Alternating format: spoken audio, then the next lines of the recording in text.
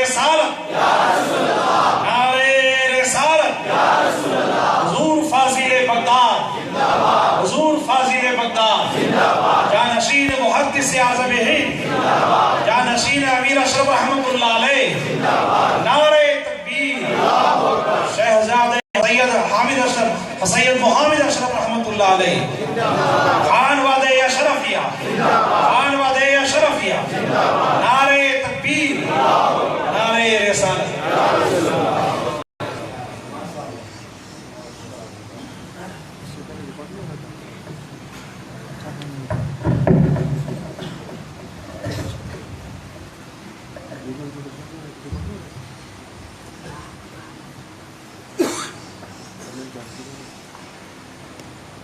السلام علیکم ورحمۃ اللہ وبرکاتہ۔ الحمد للہ ثم الحمد للہ الحمد للہ الذی بعث فینا اشرف الانبیاء والمرسلین ونشكره سبحانه على ما جعلنا من المسلمين ونعوذ به جل جلاله من شرور أنفسنا ومن شرور الشياطين ونشهد أن لا إله إلا الله وحده لا شريك له لا شريك له في السماوات ولا في الأرضين ونشهد أن سيدنا وسندنا وقائدنا وقدوتنا ومعلمنا ومربينا ومحمودنا ومحبوبنا ومولانا ومأوانا وهادينا وناجينا وذخرنا وفخرنا ونورنا وسرورنا ونبينا وحبيبنا وعزيزنا وعظيمنا وكريمنا ورحيمنا وشفيعنا يوم العرض على الله محمدًا عبده ورسوله صلاة وسلاما عليك يا رسول الله الغفار وعلى آلك الأطهار وصحبك الأبرار وعلى جميع أولياء الله الأخيار وبعد أعوذ بالله من الشيطان الرجيم بسم الله الرحمن الرحيم وما خلقت الجن والإنس إلا ليعبدون صدق الله العلي العظيم وبلغنا رسوله النبي الكريم ونحن على ذلك لمن الشاهدين والشاكرين والحمد لله رب العالمين إن الله وملائكته يصلون على النبي يا أيها الذين آمنوا صلوا عليه وسلموا تسليما اللهم صل على سيدنا مولانا محمد وعلى آله وصحبه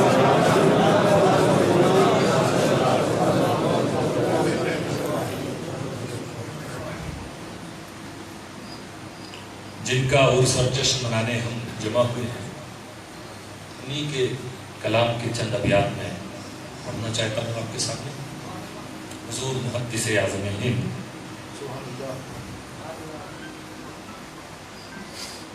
امام اہل سنت امام احمد رضا کے وصال کے بعد جب سنی علماء کی کانفرنسز ہوتی تھی بڑی بڑی، جس میں آج اتنی تعداد میں مجموعوں میں عوام نہیں ہوتی، 4000 5000 علماء اسٹیج پر اور ایسے پروگرام، ایسے جلسوں، ایسے کانفرنس میں سارے علماء کی صدارت محدث اعظم کیا کرتے. آج دیکھیے اللہ تعالیٰ نے ان کی خدمات کو، ان کی ذکر و عبادت کو قبول فرمایا تو بھارت میں جنم لینے والے اس محدث اعظم کا چرچا افریقہ میں جوبرگ کی اس مسجد کے اندر ہو رہا ہے. فرماتے ہیں محمد مصطفیٰ کا نام نامی اسم اعظم ہے. محمد مصطفیٰ کا نام نامی اسم اعظم ہے. یہاں بھی قبر میں بھی حشر میں بھی دافع غم ہے. غموں کو دور کرنے والا یہ نام ہے. مگر افسوس یہ ہے کہ کچھ لوگ یہ سنتے ہی انہیں جیسے غم لگ جاتا.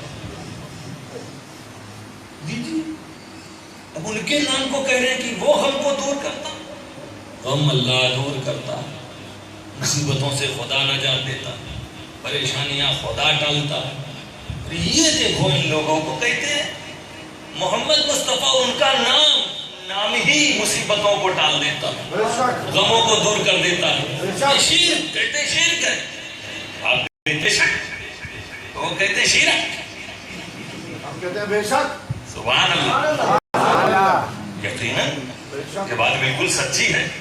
حضور محدث اعظم فرمائے ہیں یہ انہیں سمجھ میں آنے والی چیز تو ہے نہیں، کہہ دیتے ہیں شرک. دیکھو رسول کو خدا جیسا سمجھ رہے ہیں. خدا غموں کو دور کرتا ہے، یہ رسول کو کہتے ہیں. اس لیے محدث اعظم سمجھ رہے ہیں، اگلے شعر میں جواب بھی دے رہے ہیں. محمد مصطفیٰ کا نام نامی اسم اعظم ہے. یہاں بھی قبر میں بھی حشر میں بھی دافع غم ہے. خدا ہرگز نہیں ہے وہ، خدا کے خاص بندے ہیں. خدا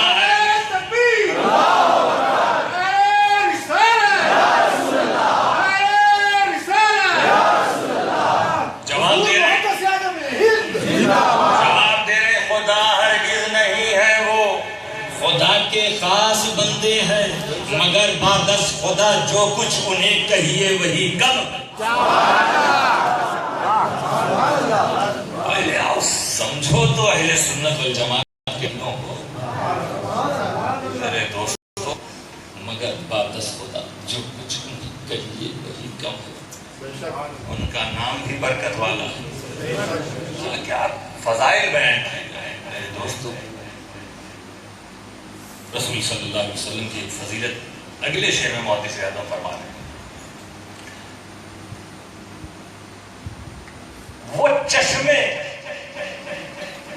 جو بہے تھے کھائیوں سے دستے اقدس کے.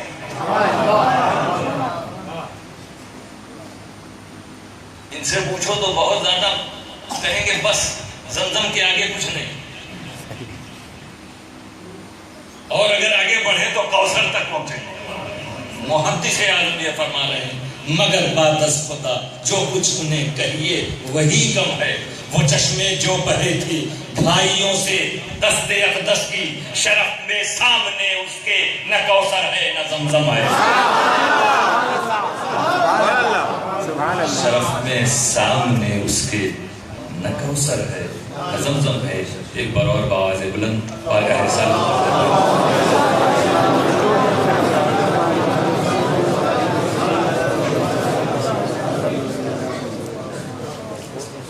وَمَا خَلَقْتُ الْجِنَّ وَالْإِنسَ إِلَّا لِيَعْبُدُونِ. ایسی آیت کریمہ جو ہم کو ہماری زندگی کا مقصد بتا رہی ہے، اور اس پر جو عمل کر لے اس کی زندگی کا. دیکھیے ہر چیز کو آپ اپنے ٹائم پر پسند کرتے ہیں. وہ چاہے ملاقات ہو یا بات ہو، شادی بیاہ ہو، ہر چیز، یہاں تک کہ کھانا پینا بھی اپنے وقت پر ہونا چاہیے. یہاں تک کہ بریک فاسٹ میں جو چیزیں عام طور پہ آپ لیتے ہیں آپ لنچ میں لینا پسند نہیں کرتے. اتنا زیادہ آپ ٹائم پر چیز کو پسند کرتے ہیں. عموماً آپ نے لنچ اور ڈنر قاعدے سے کھا پی لیا ہو، تو آپ کہیں گے ہاں جس ٹائم مجھے لنچ کرنا تھا لنچ کر لیا، کیا کرنا تھا لیا۔ اب اگر موڈ بنا تو چائے پی لی جائے، لیکن لنچ میں آپ کو دعوت کسی نے دی ہے اور دسترخوان لگ گیا ہے اور اسٹارٹر ہی میں چائے لیا، یہ چائے کا ٹائم نہیں ہے۔ میزبان سے کہ کیا یہاں سسٹم ہے کیا یہاں پر اسی طرح؟ کہا نہیں ایسا، تو پھر کیوں چائے ہے؟ تو آدمی صبح اٹھتا ہے چائے پی لیتا ہے، شام کو پی لیتا ہے، کھانے کے بعد کبھی لے لیتا ہے، کبھی کچھ ناشتہ وغیرہ لگا تو چائے۔ تو ٹائم پر آپ پسند کرتے ہیں ہر چیز کو، اور ہر چیز کو آپ اس کی جگہ پر پسند کرتے ہیں۔ جو چیز جس جگہ کے لیے ہو، ابھی آپ گھر یہاں سے واپس ہو، آپ جب اپنے گھر کے اندر جائیں، پائیدان ملتا ہے، سب سے پہلے جس پہ آدمی پاؤں پوچھ کے اندر جاتا، وہاں پلو ہو، تکیہ رکھی ہو، دروازے ہی سے آپ آواز دیں گے یہ کس نے کیا، تو اندر سے آواز آئے گی بچے نے کر دیا ہو۔ یعنی ناسمجھ جو ہوگا وہ یہ کام کرے گا۔ سمجھدار کبھی بھی سر کے نیچے رکھا جانے والے تکیے کو اس جگہ نہیں رکھا گا جہاں پاؤں رکھا جائے۔ بیڈ روم میں آپ گئے اور وہاں تکیے کی جگہ پائیدان ہو، آپ ناراض ہو جائیں گے، یہ کیا طریقہ، سنبھالتے کیوں نہیں ہو بچے کو؟ کیونکہ آپ پسند کرتے ہیں جو چیز جس جگہ کے لیے ہو اسی جگہ ہو رہے، نہ جگہ بدلی جائے نہ ٹائم بدلا ہے، ہر چیز کو اپنے وقت پر ہونا چاہیے اور اپنی جگہ پر ہونا چاہیے۔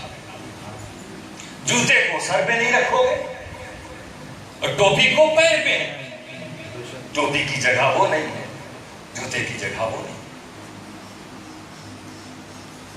ایک چیز اور ہے کہ ہر چیز کا جو کام ہے وہی کام آپ اس سے دیں گے، اور جو چیز اپنا کام نہ کرے اسے آپ برداشت نہیں کرتے۔ اب ایک مثال کے طور پر یہ اسپیکر ہے، اس کا کام کیا ہے؟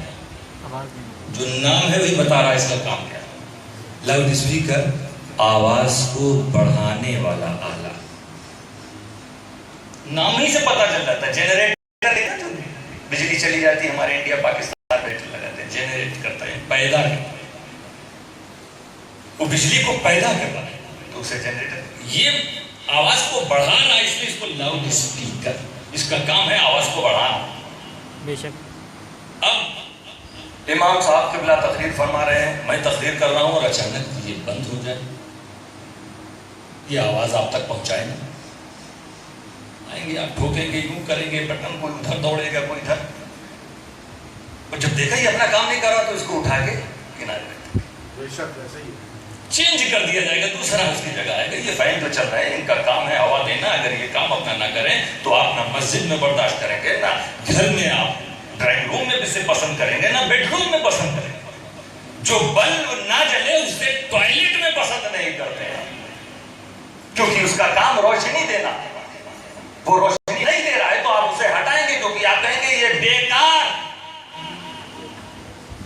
اب اس کی کوئی ویلیو نہیں، یہ اپنا کام نہیں کر رہا تو بیکار ہماری نظر میں۔ نہ یہ ہمارے گھر میں رہے، نہ باتھ روم میں رہے، نہ ٹوائلٹ میں رہے، نہ آفس میں رہے۔ جو گاڑی بالکل کام کرنا بند کر دے وہ بیکار، نام کار ہے پھر بھی بیکار۔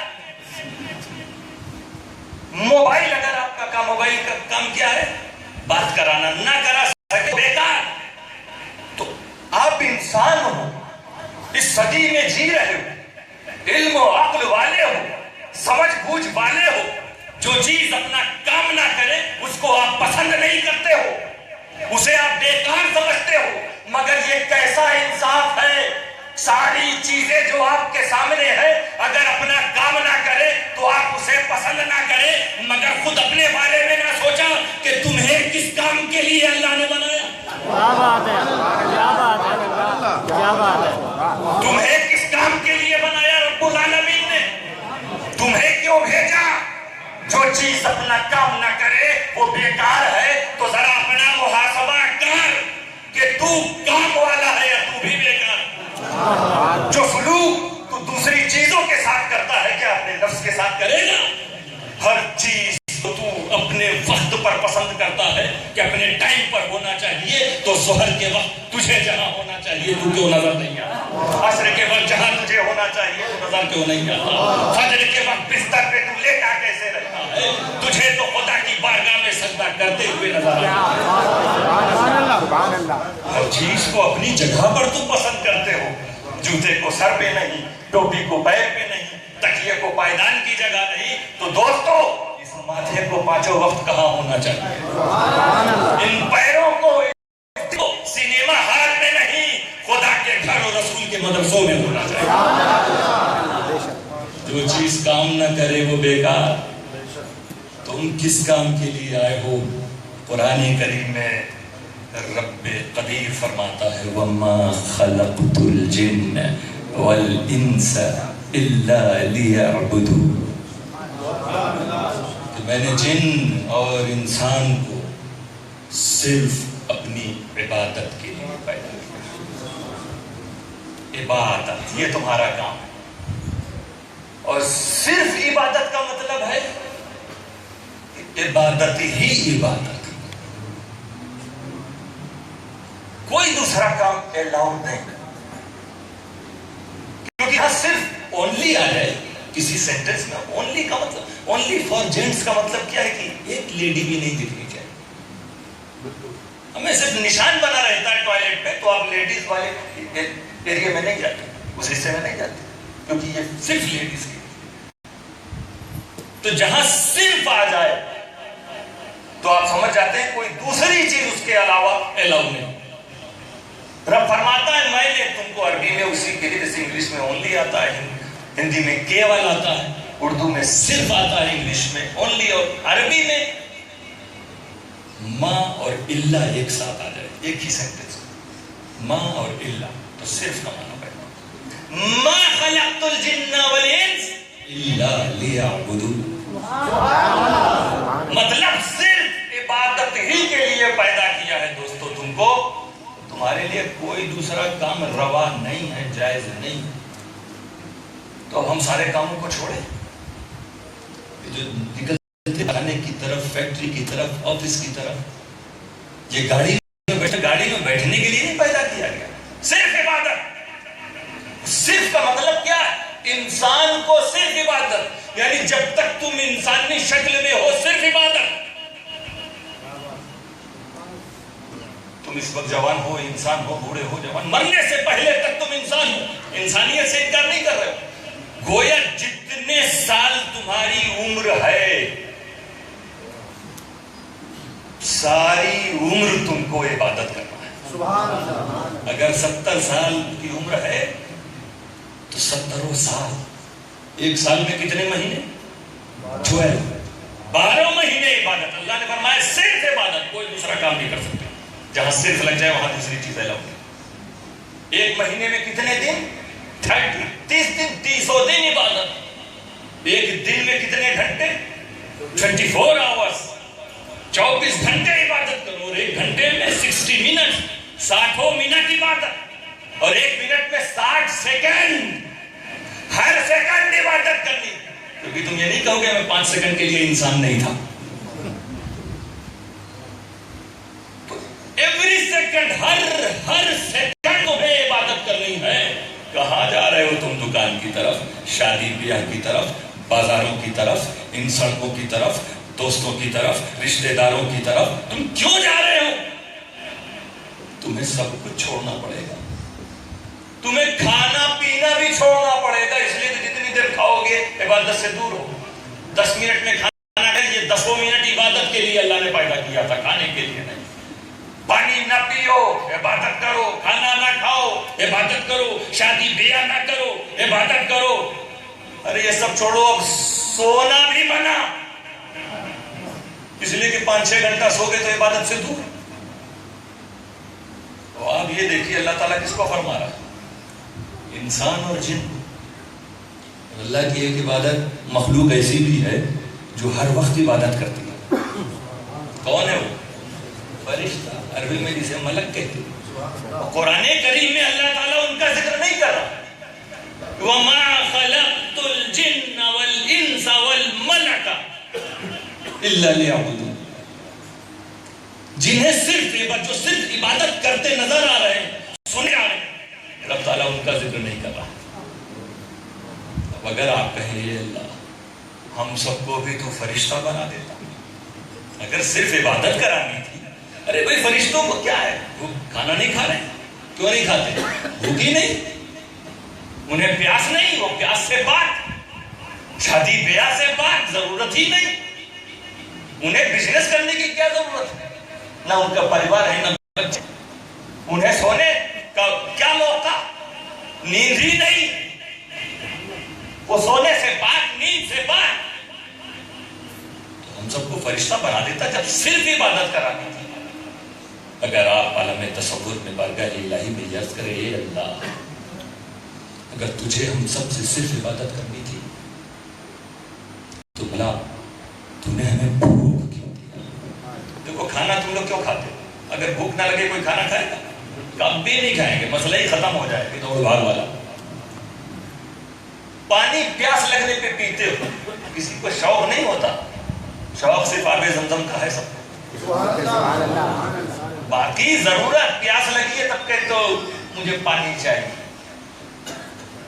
اور یہ سونا زبردستی کوئی نہیں جا کے رات میں سوتا, تھکے رہتے, نیند آتی, نیند نہ آئے تو کوئی نہیں سوئے گا. کبھی کبھی ہوتا ہے صبح اٹھ کے لوگ کہتے ہیں آپ کی آنکھیں لال کیوں, سوئے نہیں کیا, نیند نہیں ہے. تو نیند آتی ہے اسی لیے سو جاتے ہیں. اور نیند کون دیتا ہے, کھانا کھاتے ہیں کیونکہ بھوک لگتی, بھوک کون دیتا ہے.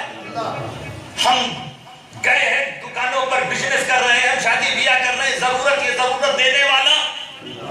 ہم پانی پیتے ہیں, پیاس لگتی ہے, پیاس دینے والا. اے اللہ اگر تجھے ہم سب سے صرف عبادت کرنی تھی تو ہمیں بھوک کیوں دی, ہمیں پیاس کیوں دی, ہمیں ضرورتیں کیوں دی, ہمیں نیند کیوں دی. تو ہم کھانا اس لیے کھاتے ہیں کیونکہ بھوک تو نے دیا, ہم پانی اس لیے پیتے ہیں کیونکہ پیاس تو نے دیا, ہم شادی بیاہ اور بزنس اس لیے کرتے ہیں کیونکہ ضرورتیں تو نے دی, ہم سوتے اس لیے ہیں کیونکہ نیند تو نے دی. مولا صرف عبادت کرانی تھی تو ہمیں بھوک کیوں دیا, ہمیں پیاس کیوں دیا, ہمیں ضرورتیں کیوں دی, ہمیں نیند کیوں دی. اگر آپ یہ سوال کرو رحمت الہی تمہیں جواب دے گی, اے بندے یہ سچ ہے کہ میں نے تجھے بھوک دیا, یہ سچ ہے کہ میں نے تجھے پیاس دیا, یہ سچ ہے کہ میں نے تجھے ضرورتیں دی, یہ سچ ہے کہ میں نے تجھے نیند دی, مگر ان ساری چیزوں کے ساتھ تو یہ کیوں بھول جاتا ہے کہ میں نے تجھے اپنا محبوب رسول بھی تو دیا ہے.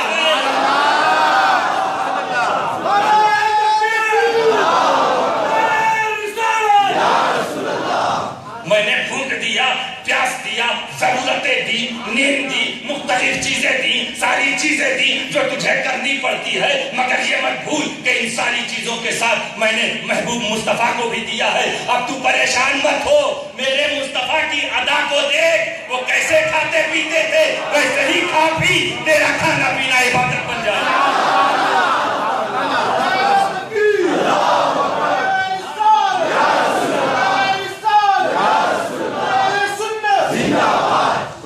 مصطفیٰ کا چلنا پھرنا دیکھ, تیری چال میں جب مصطفیٰ کی ادا نظر آئے گی تیری چال خدا کی عبادت بن جائے.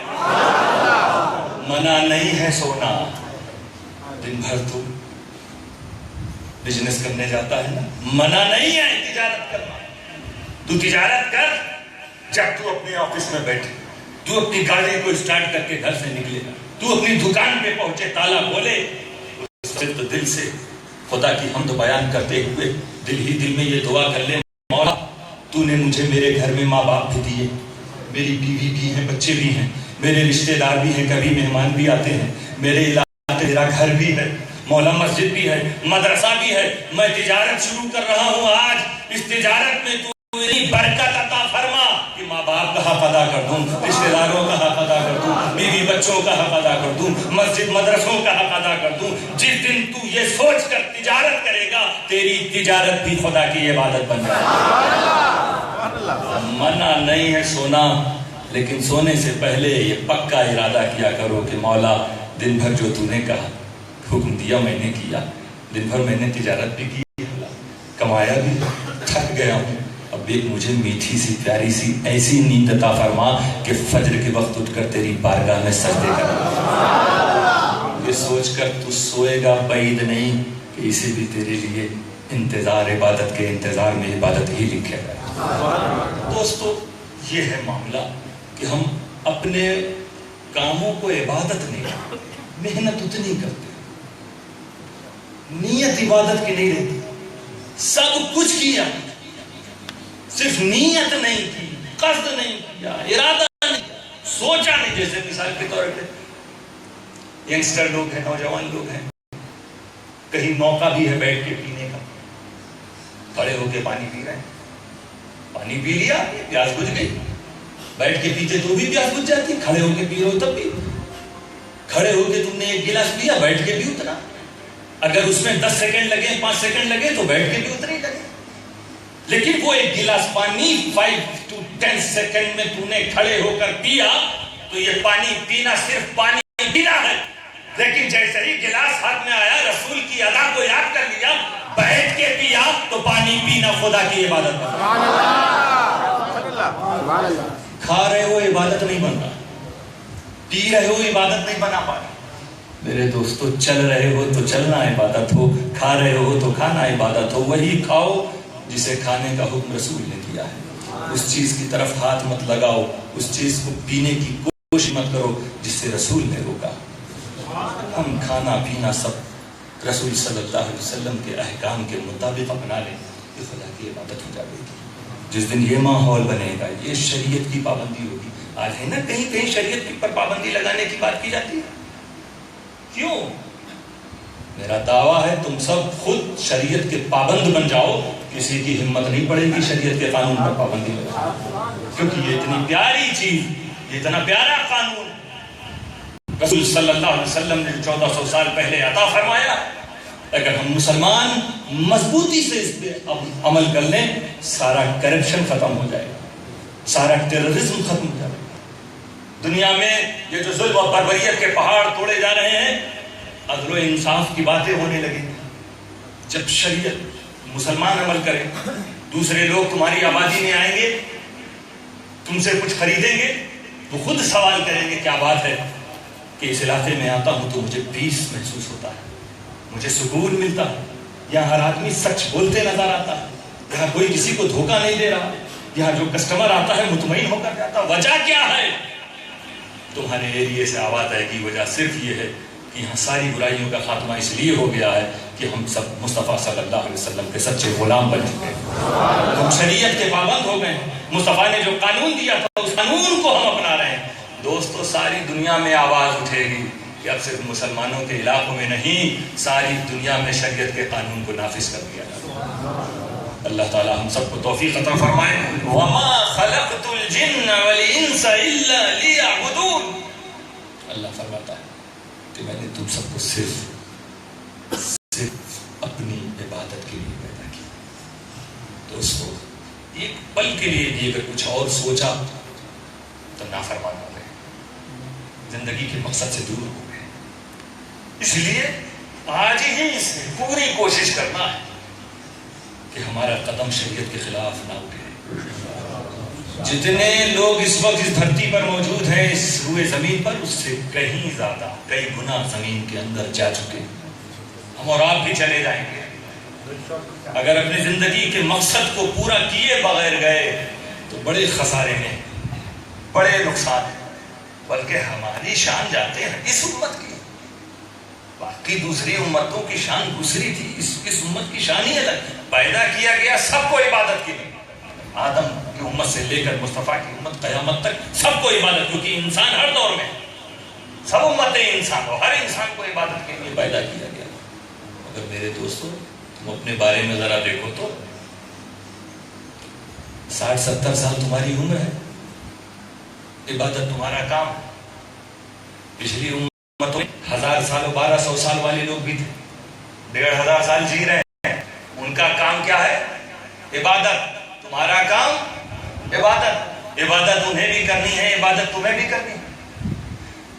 जिसका काम जितना ज्यादा होता है उतना ज्यादा उसे इनाम मिलता है। بھائی انعام آپ کو ورک پہ ملے گا، ورک جتنا زیادہ آپ کو انعام اتنا زیادہ، تحفے اتنے زیادہ. تو 1500 سال 1000 ایئر جس کو عمر ملی ہو اس کی عبادت، اگر عبادت گزار ہے تو 1000 سال اس نے عبادت کی. اور تم مصطفیٰ کی امت ہو، 60-70 سال سے زیادہ ملتا ہی نہیں ٹائم. 90 سال کوئی جی جائے تو ہم لوگ بیان کرتے ہیں کہ ماشاءاللہ 90 سال. 100 سال پہنچ جائے تو میڈیا والے پیچھا کرتے ہیں 100 سال کے آدمی نے حج کیا. نادر چیز. مان لو 100 ہی سال، 100 سال میں 100 ہی سال تو عبادت ہوگی. وہ جو پیچھے 1000 سال عبادت کر کے گیا اس کا مرتبہ زیادہ ہونا چاہیے کہ تمہارا. کام دونوں کا ایک تھا، ورک دونوں کا ایک، دونوں ورشپ کے لیے. انہوں نے 1000 سال عبادت کی، وہ امتی ہیں، اور تم 70 سال عبادت کر کے خیر امت، تم بہترین امت. وجہ کیا ہے؟ سب کا کام جب تھا تو جس نے جتنا زیادہ کام کیا اسے اتنا بلند مرتبہ ملنا چاہیے. اے مصطفیٰ کے امتیوں، اے مصطفیٰ کے غلاموں، قربان جاؤ اپنے مصطفیٰ پر کہ ان کے صدقے میں اللہ تعالیٰ نے تمہیں ایک ایسی مقدس رات عطا فرمائی ہے کہ اس رات کے بارے میں رب العالمین خود ارشاد فرماتا ہے وَمَا أَدْرَاكَ مَا لَيْلَةُ الْقَدْرِ. کیا معلوم اے لوگوں، تمہیں کیا معلوم کہ لیلۃ القدر کیا ہے؟ لیلۃ القدر خیر من الف شہر.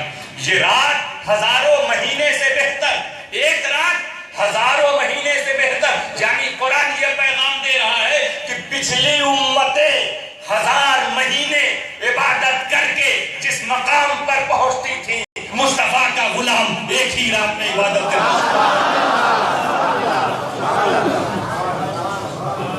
عبادت کے لیے دوستو تم پیدا کیے گئے ہو. کتنی رب تعالیٰ نے آسانی پیدا فرمائی. وقت کم تمہارے پاس رہے گا، مرتبہ بلند رہے گا. عبادتیں تمہارے کھاتوں میں زیادہ رہے گی. لیکن دوستو یہاں رب تعالیٰ یہ بھی فرماتا ہے، اب ایسا بظاہر ٹکراؤ نہ لگے کہ اللہ فرما رہا ہے کہ میں نے انسان کو صرف عبادت کے لیے پیدا کیا، اور ایک آیت کریمہ میں فرماتا ہے کنتم خیر امۃ اخرجت للناس، کہ تم بہترین امت ہو. تم انسان، مصطفیٰ صلی اللہ علیہ وسلم کی امتی بھی انسان ہے. تم کو کس لیے پیدا کیا؟ اخرجت للناس، انسانوں کے لیے، لوگوں کے لیے، دوسرے لوگوں کے لیے. تو کیا ٹکراؤ یہاں اوپر؟ ایک جگہ تو اللہ فرما رہا کہ ہم نے انسان کو صرف عبادت کی، اور ایک آیت میں کہہ رہا ہے کہ ہم نے ان انسانوں کو دوسرے لوگوں کے لیے پیدا کیا. ٹکراؤ نہیں ہے. یہ نہیں کہا جائے گا کہ قرآن میں کہیں کچھ آ رہا ہے کہیں کچھ نہیں. اللہ تعالیٰ یہ فرما رہا ہے کہ میں نے تم سب کو اپنی عبادت کے لیے پیدا کیا. اب میرے دوستو عبادت کرنا تو فرض ہو گیا، یہ تو تمہاری ڈیوٹی ہو گئی. اب ڈیوٹی رب کو اس کی زیادہ پسند جو دوسروں کو عبادت گزار بنا دے. تأمرون بالمعروف وتنہون عن المنکر. اے لوگوں، عبادت کے لیے تم کو پیدا کیا مگر تم لوگوں کو بھلائی کا حکم دیتے رہو، لوگوں کو برائی روکتے رہو، دوسروں کو عبادت گزار بناتے رہو. تو عبادت گزار سب ہوں گے جنہوں نے عبادت پوری زندگی کی، مگر رب کی بارگاہ میں ان عبادت گزاروں کا مقام زیادہ بلند ہوگا جن کی عبادت سے دوسرے لوگ عابد بن گئے، جن کے سجدوں سے دوسرے ساجد بن گئے، جن کے تقوی سے دوسرے متقی بن گئے. ارے زیادہ دور نہیں، جن کا عرس منا رہے ہو اسی محدث اعظم کو دیکھو کہ 5000 سے زیادہ ایسے لوگ کہ جب وہ محدث اعظم کی بارگاہ میں آ رہے تھے تو وہ کافر نظر آ رہے تھے، جب واپس جا رہے تھے تو خدا کی ذاکر.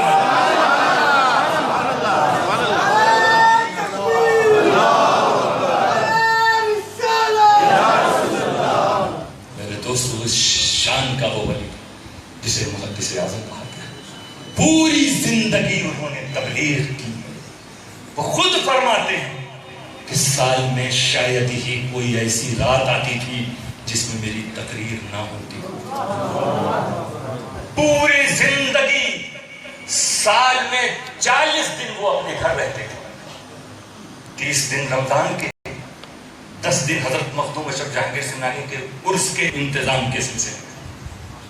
فرماتے یہی 40 دن میں پوری نماز پڑھ پاتا ہوں، باقی جتنے سال میں دن ہے قصر نماز میں پڑھتا ہوں، اور ہر رات تقریر، دن میں مناظرہ، بحث و مباحثہ، قرآن کا ترجمہ بھی لکھ رہے ہیں، کتابیں بھی لکھ رہے ہیں، شاگردوں کو درس بھی دے رہے ہیں، مریدوں کے احوال بھی سن رہے ہیں، پوری زندگی ایک کرامت ہے محدث اعظم۔ میرے دوستو، امام اہل سنت کے زمانے میں قرآن کا ترجمہ کیا، امام احمد رضا علیہ رحمت و رضوان محدث اعظم کے اساتذہ میں بھی، محدث اعظم جانتے ہیں کہ امام احمد رضا قرآن کا ترجمہ، بہترین ترجمہ لکھ چکے ہیں، اور اسی زمانے میں ترجمہ لکھتے ہیں محدث اعظم خود، اور شروع کی جو ترجمے تھے اس کو لے کے اعلیٰ حضرت کے پاس پہنچتے ہیں اور کہتے ہیں حضرت یہ دیکھیے میں نے ترجمہ لکھا ہے۔ اعلیٰ حضرت دیکھ کر کہتے ہیں شہزادے آپ تو اردو میں قرآن لکھ رہے ہیں، اردو میں قرآن لکھ رہے ہیں۔ میرے دوستو، وجہ کیا تھی؟ آج ہم جب انہی کا عرس منا رہے ہیں تو یقیناً حق ہوگا کہ ہم ان کے بارے میں بیان کریں تاکہ نئی جنریشن کو بھی اس کا علم ہو۔ اردو میں قرآن، قرآن تو صرف عربی میں ہوتا ہے میرے دوستو، سارے علماء کوئی نہیں کہتا کہ کوئی قرآن اردو میں ہوگا، یہاں تک کہ ٹرانسلیشن کو بھی لوگ بعض علماء کہتے ہیں کہ نہیں قرآن کا ترجمہ نہیں ہوتا، قرآن کے مفہوم کا ترجمہ ہوتا۔ اللہ تعالیٰ کی مراد کیا ہے 100% کوئی بیان نہیں کر سکتا، خدا جانے، جس پر خدا نے قرآن نازل کیا ہو جاتا۔ واہ واہ، کیا بات۔ اردو یعنی آپ کا ترجمہ مراد الہی سے سب سے زیادہ قریب، جو بات عربی میں کہی جا رہی ہے کافی حد تک آپ نے وہ بات اردو میں کہی۔ اور میرے دوستو، اسی لیے جہاں جہاں ان لوگوں پہ اعتراض کا موقع مل رہا تھا ترجمے میں، محدث اعظم نے ایسا ترجمہ کیا کہ وہ موقع ہی نہ ملا۔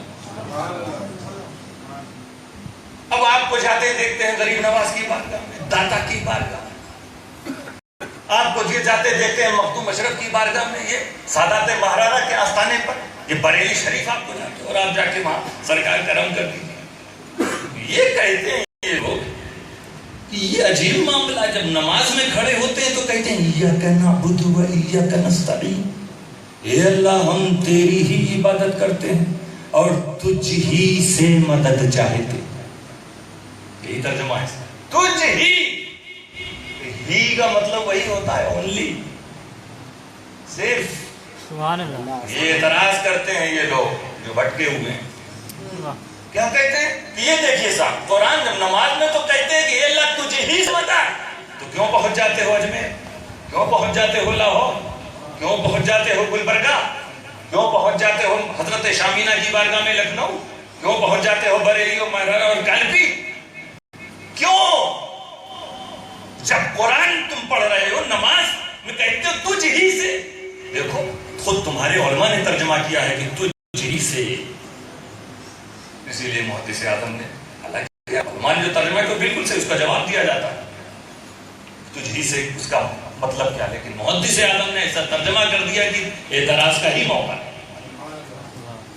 محدث اعظم فرماتے ہیں ایاک نعبد، اے اللہ ہم تیری ہی مدد چاہتے ہیں، تیری ہی عبادت کرتے ہیں، وَإِيَّاكَ نَسْتَعِينُ، اور تیری، تجھ ہی سے نہیں کہا، تیری ہی مدد، اے مولا ہم تیری ہی مدد چاہتے ہیں۔ اب یہ تیری مرضی ہے کہ تو اپنی مدد اجمیر سے پہنچا دے گا۔ نعرہ تکبیر، نعرہ رسالت، نعرہ رسالت۔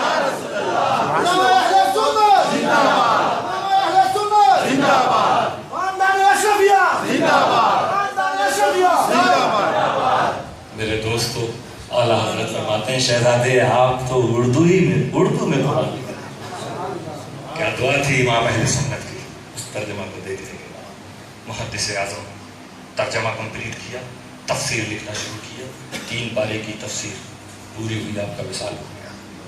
بیٹا ہو تو ایسا ہو، باپ کے کام کو پورا کرنے والا بیٹا بیٹا کہلاتا ہے، سچا جانشین کہلاتا ہے۔ اپنی زندگی میں جنہیں چن لیا تھا دنیا نے دیکھا، یہی نہیں علماء پاکستان اور کئی ہندوستان کے علماء سے شیخ الاسلام علامہ سید مدنی میاں صاحب نے پہلے کہا کہ والد صاحب نے ترجمہ تفسیر لکھی تھی مگر 3 ہی پارے کی تفسیر ہو چکی، اس میں بھی 2 پارے موجود ہیں، سوچے اتنا سفر ہوتا تھا، سفر میں لکھتے تھے صرف ایک ہی پارہ گھر میں موجود ہے، وہ اتنا قیمتی سیقول الدل رسول کی تفسیر نہیں ملی۔ شیخ الاسلام نے فرمایا صرف ایک ہی پارہ ہے۔ علماء پاکستان سے بھی رابطہ کیا اور کہا کہ اس تفسیر کو آپ پورا کرتے ہیں، ایک پارہ ہے، باقی 29 پارے آپ کو۔ ہندوستان اور پاکستان کے علماء نے جواب دیا یہ محدث اعظم نے لکھا تھا، ان کے جانشین ہی اس کی تفسیر کو۔ اور آخر میں حضرت شیخ الاسلام نے اپنے سارے سفر کو بند کر دیا قرآن کی اس خدمت کے لیے۔ یہ بھی جلوہ ہے محدث اعظم کے جانشین کا۔ 7 سال لگا تھا، اسی وقت سے سفر جو بند کیا شیخ الاسلام نے تو پھر آئے نہیں ساؤتھ افریقہ، کبھی برطانیہ کا۔ بہت زیادہ ان لوگ جب یہ کہتے ہیں حضرت آپ گھر سے دوسرے گھر نہیں جانا ہے، ایک ہی جگہ قیام کرنا ہے، تو کسی طرح تیار ہو جاتے ہیں، ورنہ فرماتے ہیں ہنس کے کہ اب مجھے بیٹھنے کی عادت ہو گئی۔ نہیں، یہ گوشہ نشینی شیخ الاسلام میں اس وقت نظر آ رہی، مگر ایک عظیم کام انہوں نے کیا، پوری صحت تھی، سفر کر رہے تھے، تقریر کر رہے تھے، سب بند کیا اور قرآن کی خدمت کر کے 30 پارہ تفسیر شفیع کا کمپلیٹ کیا۔ حضور محدث اعظم کا یہ کرم ہے اپنے جانشین، وہ محدث اعظم۔ سوچ لیجیے ایک ذات، آج جو آپ بھارت، پاکستان، بنگلہ دیش میں دیکھ رہے ہیں سنیہ،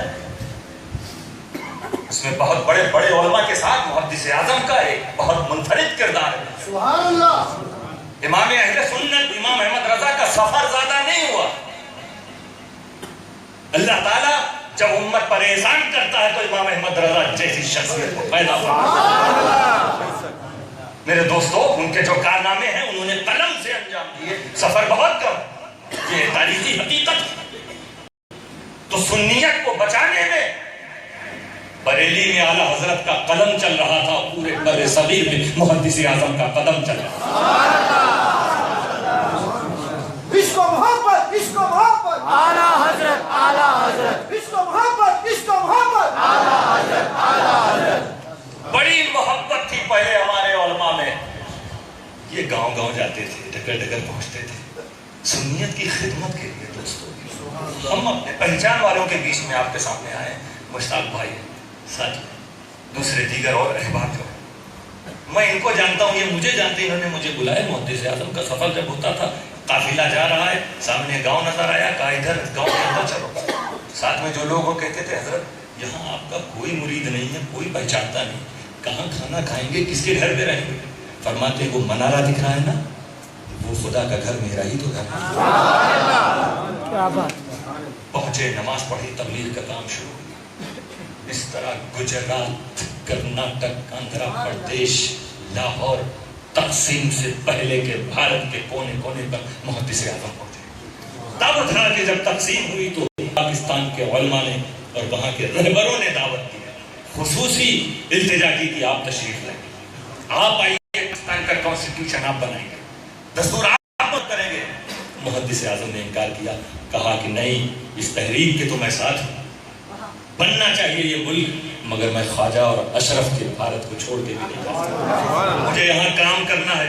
یقیناً محدث اعظم نے تقسیم کے بعد بھی بے پناہ سنیت کا کام کیا، نہ جانے کتنے نان مسلمز کو کلمہ پڑھایا، کتنے گمراہوں کو ہدایت کی دولت سے مالا مال کیا، نہ جانے کتنے بے سہارا لوگوں کو سہارا۔ جانتے ہو وہ کیسے صاحب کشف، صاحب کرامت بزرگ تھے، اپنے مریدوں کے مسائل کیسے حل کیا کرتے تھے۔ ارے ایک شخص تو وہ ایک بار ایک جگہ ایک بستی میں پہلی بار گئے، پہلی بار پہنچے، لوگ جمع ہوئے، تقریر کے بعد اگلے دن جہاں قیام تھا مرید ہونے کے لیے، کئی لوگ وہاں جمع ہیں، سب نے کہا حضور سب لوگ آ گئے، اب آپ بیعت کر لیجئے، سب لوگ موجود ہیں۔ محدث اعظم بیٹھے بیٹھے فرماتے نہیں، ابھی ایک بوڑھی عورت مجھے تلاش کر رہی ہے۔ بیٹھے بیٹھے اس گھر سے ایک آدمی کو باہر بھیجا، دیکھا گلی میں ایک عورت ملی، کہہ رہی پیر صاحب کہاں آئے ہوئے ہیں مرید؟ جو محدث بیعت کرنے سے پہلے اپنے مریدوں کو ایسے یاد کرتا ہو تو مرید کرنے کے لائن لگی ہوئی ہے، ایک کے بعد ایک لوگ مسائل کو، جب بھی دورہ ہوتا تھا، تقریر، مناظرہ، تصنیف، جو کچھ بھی درس چلنے کے بعد آخری دن رہتا تھا کہ آپ لوگوں کے مسائل سنتے تھے اور جو کچھ بھی نخوش ہوتے دیا کرتے تھے۔ لائن لگی ہوئی ہے، ایک کے بعد ایک لوگ آ رہے ہیں، یہاں تک کہ پین کی روشنائی ختم ہو گئی۔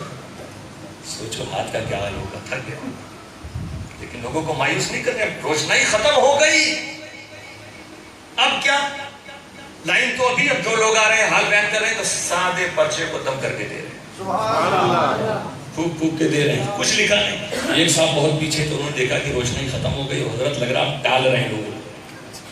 تو وہ جب ان کا نمبر آئے گا, حضرت مجھے مت ٹالیے, میں بہت پریشان ہوں, میری قلم لے لیجیے, آپ لکھ کے دیں, میری بگڑی بن جائے, سرکار قلم فرمائے.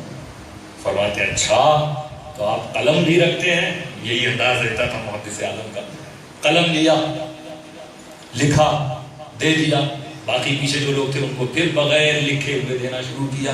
اگلے سال جب آئے تو لوگوں نے کہا جن جن لوگوں کو محدث اعظم نے بغیر لکھے دیا تھا سب کا کام بن گیا, وہ قلم صاحب والے صاحب کا کام نہیں بنا.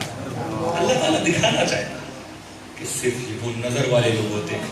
نگاہ مرد مومن سے بدل جاتی ہیں تقدیریں. یہ وہ لوگ ہیں جنہوں نے اپنی زندگی عبادت کی.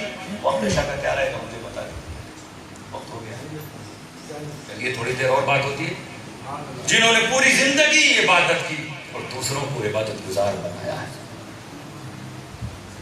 اللہ تعالیٰ نے ایک لمحہ جو عطا کیا انہوں نے دین میں صرف کر دیا. وہ محدث اعظم جب اس وقت بنگلہ دیش بنا نہیں تھا, وہاں سے ان کا خطاب ہوا اور کلکتہ آنا تھا جو بھارت میں مناظرہ ہونا تھا,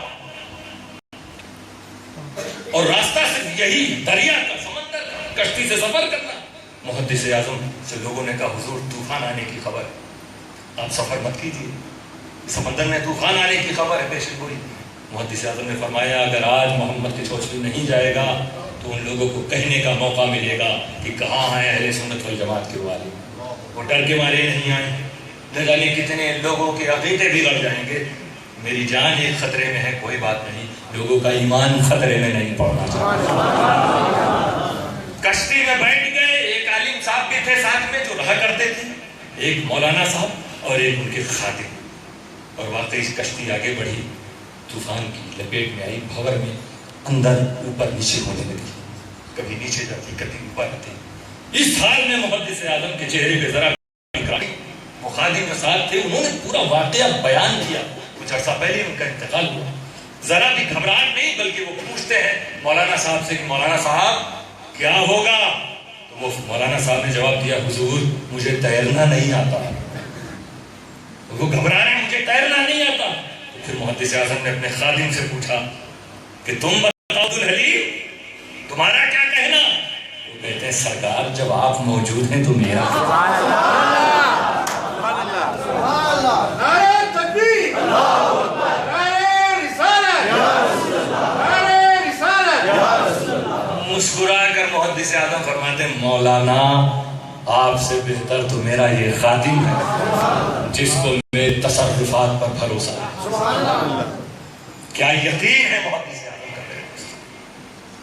کشتی اوپر نیچے ہو رہی, اس حال میں یہ بات چل رہی ہے, ڈسکس ہو رہی ہے, گفتگو چل رہی ہے. پھر محدث اعظم نے ہاتھ اٹھایا اور کہا اے اللہ, ایک سید زادے کے بس کی بات نہیں ہے کہ کشتی نیچے جائے اوپر جائے, نیچے جائے اوپر جائے, وہ برداشت کرے, یہ نہیں ہو سکتا. مولا اگر تجھے اپنے دین کا کام لینا ہے تو اس کشتی کو پار لگا ورنہ ابھی ڈبو دے.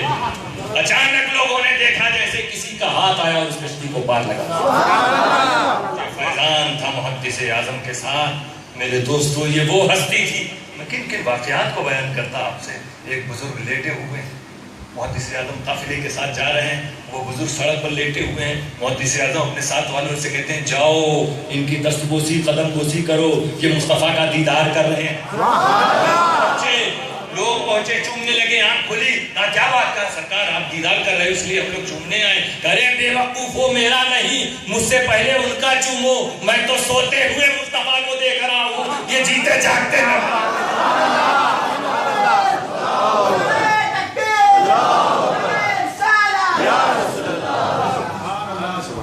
اپنی ڈیوٹی کو پورا کرنے والے لوگ ایسے ہی ہوا کرتے ہیں. وہ لوگ جو اپنی زندگی کے مقصد کو پورا کرتے ہیں وہ ایسے ہی ہوا کرتے ہیں. اللہ تعالیٰ فرماتا ہے وَمَا خَلَقْتُ الْجِنَّ وَالْإِنسَ إِلَّا لِيَعْبُدُونَ. اے انسانوں میں نے تم سب کو صرف اپنی عبادت کے لیے پیدا کیا ہے. عزم کر لو کہ جتنا ممکن ہوگا تم عبادت کرو. نماز قضا ہوئی تو اس قضا کو فوراً پڑھ لیا کرو. تمہیں ماں باپ کی خدمت کرنی ہے کیونکہ وہ بھی عبادت ہے، تمہیں پڑوسیوں کے ساتھ اچھا سلوک کرنا ہے کیونکہ وہ بھی عبادت ہے، تم مسلمان ہو، تمہارا ہر قدم مصطفیٰ کی شریعت کے مطابق ہونا چاہیے۔ وآخر